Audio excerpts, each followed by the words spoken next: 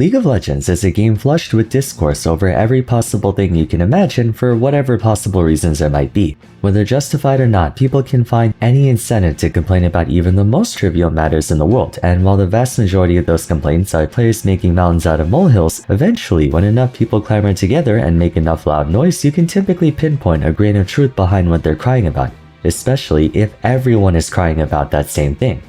2026 has become one of the most chaotic and discordant metas of all time, for better and for worse. With the advent of the role quest as well as a number of other systems changes, we're now seeing champions in roles they usually don't play in at a far higher frequency than ever before. It's gotten to a point where, for the first time ever, we're actually starting to see melee champions in bot lane. This has led to a meteoric rise in flex picking, making drafts much more difficult to prepare for when, for example, you see 4 presumable top laners on the enemy team and have no idea which one is actually going top. Either that, or you have a champion who can quite literally play in 4 of the 5 roles in the game. One such individual that's been really benefiting from all this, however, is none other than Riven, one of the infamous 4 horsewomen of top lane. For today, we're going to be discussing how she somehow managed to escalate her reputation even higher and become one of the most overpowered champions in the current metagame. Historically, Riven's always been a highly contentious and popular pick. As a melee skirmisher, she naturally possesses incredible mobility and damage output, the exact tools to make plays in 1v9 games. Having cemented herself as one of the most successful top laners due in part to her having so many high-profile one-tricks and her aforementioned properties, people have always had a bone to pick with her. Unsurprisingly, albeit kind of nonsensically, there's also a lot of pushback against that rhetoric, with many Riven apologists rushing to her defense by pointing out her weaknesses or mechanical execution requirements to downplay her strengths. Public opinion tends to side with the former group, and in my opinion rightfully so. But in defense of the people who defend her, their points do contain validity in this discussion. In fact, it's actually those very points that resulted in Riven's overwhelming dominance in the metagame, especially in high elo this year. Since time immemorial, Riven has almost exclusively been played in top lane, lacking the necessary tools to find gainful employment anywhere else. Being confined to only one role made it so while there were instances where she could 1v9 games, statistically there were far fewer in quantity as a result of the isolated nature of top lane. Currently, however, Riven's been cited as a frequent presence not just in top lane, but in mid lane and jungle as well, even on some occasions being thrown into bot lane as the ADC, turning her from a top lane exclusive pick into pretty much a role agnostic champion who could thrive in every environment you put her in. The question though is how? What exactly transpired that enabled Riven to spiral from a top only champ to an everything champ? A good place to start would be by breaking down what first brought her into the jungle to begin with. The idea of Riven jungle was always somewhat viable in theory. She has tons of AoE damage in her Q and W, her E shield lets her stay reasonably healthy during early clear, not to mention the mobility in her Qs and Es plus crowd control make her an acceptable ganker, and the champion in general thrives in 1v1s and skirmishes. However, what kept her from actually making it as a jungler was that her early clear, often the reason for any champion that on paper would be a good jungler but isn't, was quite slow. She just didn't have the clear speed to navigate the first 2 or 3 clears quickly enough to match tempo with the enemy jungler. But in 15.23 they made it so her Qs did bonus damage to monsters, enabling her to stay competitive in the role. For the most part, Riven jungle is still a niche pick, not popular enough to be dominant per se, but the players who do go Riven jungle often find incredible success with it for reasons I'll explain in just a moment. Jungle aside, the thing primarily responsible for Riven's near global stranglehold is itemization. This might very well be Riven's best season in terms of item build options and efficiency. To give you some perspective as to how favorable 2026 has been for her, throughout most of Season 15 last year, Riven was only ever really nerfed. Yet despite that, she's currently sitting at an extreme 52.5% win rate top lane and nearly 54% in mid lane and bot lane in Diamond 2+, giving her some of the highest levels of dominance in the game across multiple roles since Zeri on release. Needless to say, Riven is one of the strongest champs in the game right now. That should give you a point of reference as to just how accommodating Season 16's items have been. Now, before I get into itemization, if you recall earlier in the video, I said that defendants of Riven often cite her weaknesses to justify her disproportionately high win rate. And again, to their credit, these weaknesses are very real.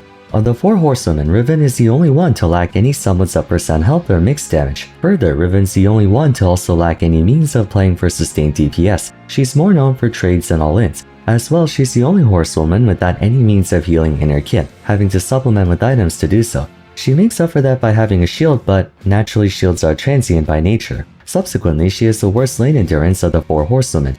Continuing on, Riven's overdependence on mobility for not just mobility's sake but also damage and defense makes it so roots and grounding abilities are as detrimental to her as a full-on stun. She loses her damage output and her ability to withstand damage in that she can't obtain the shield without casting Valor. Because of this, she's one of the more matchup-prone top laners in relation to her peers. Bruisers with the ability to disrupt her dashes or tanks who can turn defense into offense can exploit her relatively poor tank busting to screw her over in lane. That isn't to say the other horsewomen don't suffer from identical issues, but generally Riven has a harder time compensating for her shortcomings than her colleagues.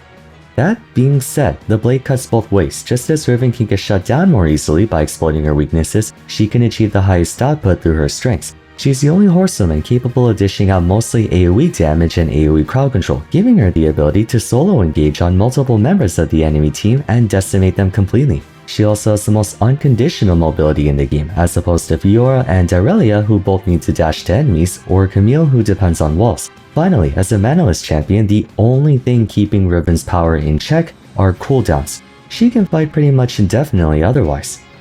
Okay, so having established all of that, we can finally talk about how hard she exploits the items introduced in Season 16. First off, weakness 1 being her lack of sustain. It's no secret that while Riven excels in traits by virtue of her shield blocking any returning fire, she has a very poor neutral game. Any damage you deal to her effectively lasts until she dies or recalls. In the past, she usually went for some semblance of healing through runes and items, but they weren't nearly as optimal as what we have now. 2 items were instated that fundamentally overrode this shortcoming: Gluttonous Grease and especially Endless Hunger. Aside from Lucidity boosts, Riven didn't really get that much value out of any of the tier 2 boots, making the new Omnivamp ones ironically a better defensive option than either Tabbies or Murktreads. When fully stacked, she got 10% Omnivamp. The thing about Omnivamp is that it's significantly more useful on champions with AoE attacks like Riven. If hypothetically she's damaging 3 members of the enemy team at once, she heals off all of them, whereas Lifesteal naturally heals off only one target at a time unless you have Ravenous Hydra. Point being, Gluttonous Grease basically gives Riven lifesteal on abilities in addition to auto attacks, drastically augmenting her endurance. Actually, the main factor behind Riven dominating mid is specifically because of the new boots. Immortal Path is extremely, and I emphasize extremely, broken on Riven. It's a powerful tier 3 boot on most champions, mind you. Any damage dealer benefits from 10% Omnivamp, but the reason it's so good is the passive effect, granting 5% unconditional increased damage when above half HP. It's basically 5% bonus AD and ability power. Were it just that, it would be fine, but the second effect is what makes Riven so overpowered. Under half HP, Riven is given 15% increased healing, shielding, and health regeneration, considerably amplifying her survivability by making the Omnivamp even stronger, as well as her shields. This item is completely busted on Riven. Now the second item, Endless Hunger. Endless Hunger was practically made for Riven. She's one of those champions who, thanks to Valor scaling off AD, gets tankier as she deals more damage. Endless Hunger facilitates that even more by offering her exactly everything she needs. First off, tons of AD, always appreciated. Second, 5% Omnivamp, which if layered on top of a fully stacked boots, gives her 15% unconditional battle healing. Then 20% Tenacity, crucial on Riven who gets crippled pretty heavily by roots. Previously, the only way Riven could get Tenacity was by going Murktreads, which aren't very gold efficient nor consistently dependable, or Sterix Gauge. Sterix isn't the worst item on Riven per se, but without offering any ability haste or significant offensive value, it's far from being an effective purchase. Endless Hunger on the other hand gives her tons of AD, tons of healing, and Tenacity with all of that. As the cherry on top, it gives bonus ability haste based on your bonus AD, making it without question the highest ability haste item in the game. At 300 bonus AD, this item alone can give you over 40 ability haste. Remember, Riven's ultimate multiplies her AD by 25%, and if you include Conquer, it isn't unusual for her to get 400 to 500 bonus AD late game, at which point she can get up to 60, even 70 ability haste. Combine that with all her other items, and Riven can get like 60% cooldown reduction, giving her a 2.5 second cooldown shield, 3 second cooldown W, and 5 second cooldown Q.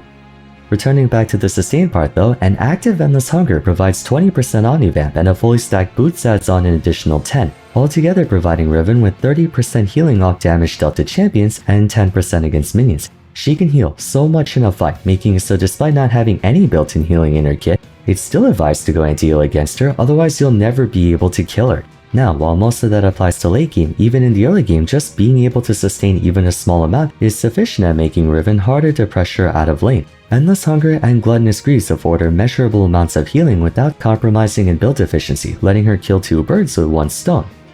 Now, let's reiterate the ability haste part. Another weakness was their overdependence on abilities to do much of anything. Fiora, Irelia, and Camille had more sustained pressure by way of their auto attacks doing most of the heavy lifting. A while back, the most cooldown reduction you could have on any champion was 40%, but following the mythic item system, cooldown reduction became ability haste, now scaling off a formula that, albeit with diminishing returns, you could potentially get even more CDR than what was possible before. 100 ability haste amounts to 50% CDR, 150 gives you 60%, so on and so forth.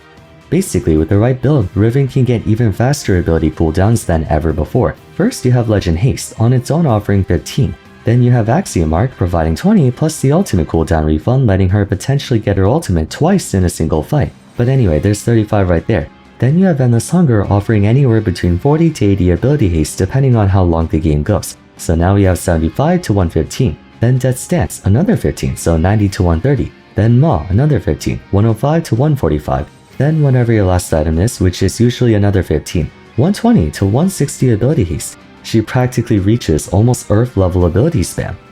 So I talked about Endless Hunger and Immortal Path, but is there anything else? Well, there's the aforementioned Axiom Arc effectively turning her ultimate from a 60-second cooldown to like a 25-second cooldown with the occasional takedown. But then on the defensive end of things, you have Death Stance and Maul Mortius. These two items make Riven functionally unkillable unless you have either true damage or you have sufficient burst to literally kill her twice. Death Stance causes 30% of all non-true damage taken to instead be dealt as a bleed over 3 seconds, basically delaying the damage. Riven, however, can partially negate it with the help of her shield and/or by scoring a takedown to clear the bleed altogether and instead regenerate health. With how short her shield cooldown is by even 3 items, she can easily ignore a lot of that bleed damage by shielding over and over.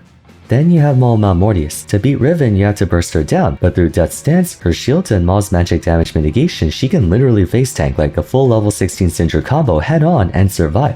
The shield on Maul scales based off AD, giving her like a 900 HP shield in the mid to late game. Then when activated, she gets 10% more Omnivamp, meaning a potential 40% in total for unbelievable drain tanking. Do remember, if you're below 50% HP, the shield value gets increased by Immortal Path. In other words, she is damn near full protection against physical and magic damage. Unless you have a Garen, Cho'Gath, Darius, or Camille on your team, Riven, despite building full offense, is just as difficult to kill as a tank, if not more so, depending on if she can score a kill. She can simultaneously deal tons of damage and take tons of damage. Finally, the last weakness that could shut her down matchups is no longer applicable. Since Riven can now be played jungle, mid, even ADC, she can entirely avoid getting counterpicked by the enemy top laner. The majority of champions that can consistently shut her down are all top laners. The remaining roles don't have nearly as many picks that routinely destroy her. Jungle, obviously, don't have to face your lane opponent head on, and down in bot lane, while it might appear suicidal to go a melee champion, she has enough early game hard engage potential to full send into the enemy bot lane and kill them outright, especially with a good support. Role quests have only made it better for her. Prior to this year, if you wanted to, let's say, swap top and mid, you could do so in-game, just have your mid laner go top and top laner go mid. But due to role quests, you're no longer able to swap roles after champ select, otherwise you'll fall significantly behind your lane opponent. If for example you're playing Riven top and the enemy team counterpicks Renekton, you could swap with your mid laner and instead go Riven mid to then avoid Renekton altogether. Meanwhile, Renekton can't do the same unless he predicts that you're gonna swap mid. On the subject of role quests, I already talked about how the mid lane role quest affords her Immortal Path, which are the most overpowered tier 3 boots in the game, especially on her. And then if you recall the bonus adaptive force mid laners get, making Riven even stronger. Down in bot lane, Riven's able to rapidly accelerate her gold generation to reach her power spikes more quickly. Not to mention there's the privilege of building 6 completed items, even more ability haste for Riven.